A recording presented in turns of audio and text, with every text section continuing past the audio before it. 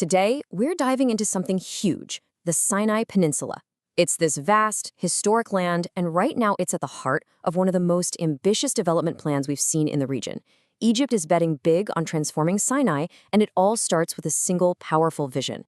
But let's be real, how do you even begin to tackle something like that? I mean, when you're talking about developing an area this massive, where do you start? What's that first, absolutely critical piece you need to put in place to make everything else even possible? To get a sense of the scale here, just look at this number, 61,000 square kilometers. That is bigger than a lot of entire countries.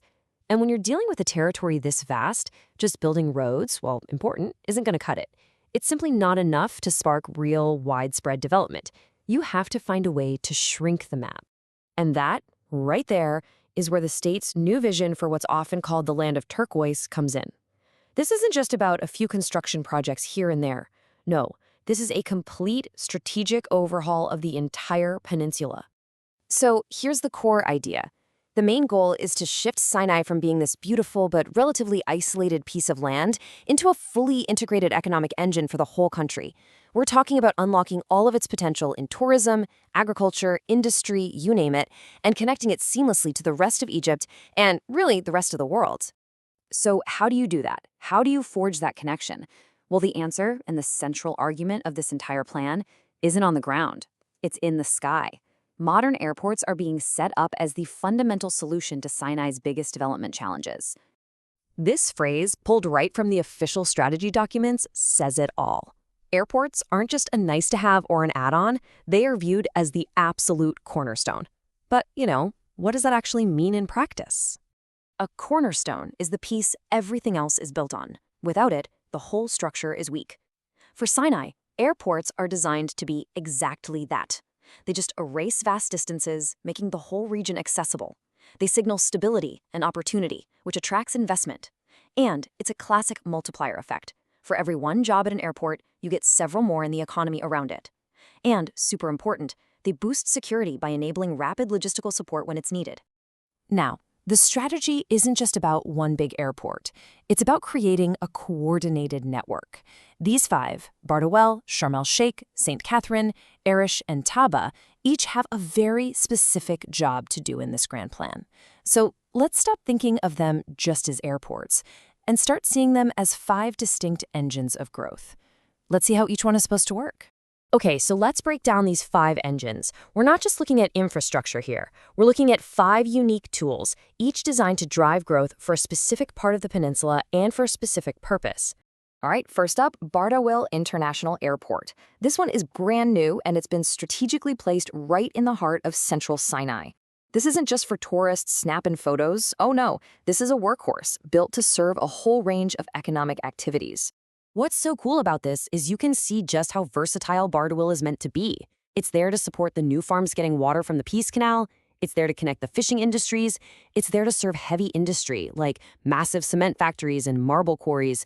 It's basically an economic multi-tool for the whole region. Of course, you absolutely cannot talk about Sinai without talking about Sharm el-Sheikh. The airport here wasn't built from the ground up, but it has gone through a massive upgrade to really cement its status as a world-class gateway for tourists from all over the globe. And these numbers right here really show you the scale of that upgrade. We're talking about a jump in passenger capacity from 3 million to 5 million tourists a year. The number of spots for planes to park jumped from 47 to 68. This was a 450 million Egyptian pound project. And it was so well done, it actually won the award for the Best Electromechanical Project of 2023. Pretty impressive. Next up, we shift gears to a place with a very different feel, St. Catherine. The development of this airport is tied directly to the area's deep religious and historical meaning. It's all about supporting the huge Great Transfiguration Project, which is this big initiative to improve the experience for visitors and preserve the incredible heritage of this sacred site. So, to handle the new waves of pilgrims and visitors, they built a brand new terminal. It can handle 600 passengers an hour, with a goal of getting up to 800,000 passengers a year. This is all about making a really profound spiritual journey more accessible and manageable for people flying in from all over the world. So, when you put it all together in a table like this, it becomes super clear. Each airport has a specific job. Bardawil is the industrial and economic heart. Sharm is the global tourism magnet. St. Catharines serves that spiritual purpose. And the other two, Arish and Taba, are getting strategic upgrades too. Arish is set to become a key hub for trade up in the north, while Taba opens up a whole new gateway to tourist spots in the south. It's a truly interconnected system, where every single piece has a purpose. Okay, let's zoom out and bring this all together. These very real projects, these runways and terminals and control towers, they are the physical building blocks for a much grander vision of the future. And the logic of the strategy is actually pretty straightforward and sequential. Step 1, you build the hard infrastructure, those cornerstones we talked about. Step 2, that new infrastructure makes it easy to transport goods and people, which in turn attracts investment. Step 3, that combination connects Sinai to the world. And all of that leads to the final goal: comprehensive, sustainable development for the people who actually live there. And this, right here, is the ultimate ambition. The goal isn't just to develop Sinai. It's to do it in a way that makes it a global model, a case study for how you can transform an entire region by weaving together tourism, industry, agriculture, and culture. A new Sinai for a new Egypt. You know, this massive undertaking in Sinai really brings up a fascinating question. If this is the new model, using strategic infrastructure to unlock the potential of a huge region, what other bold projects might be next on the horizon? What does this tell us about the future ambitions of the new Egypt? That's definitely something to think about. Thanks for tuning in.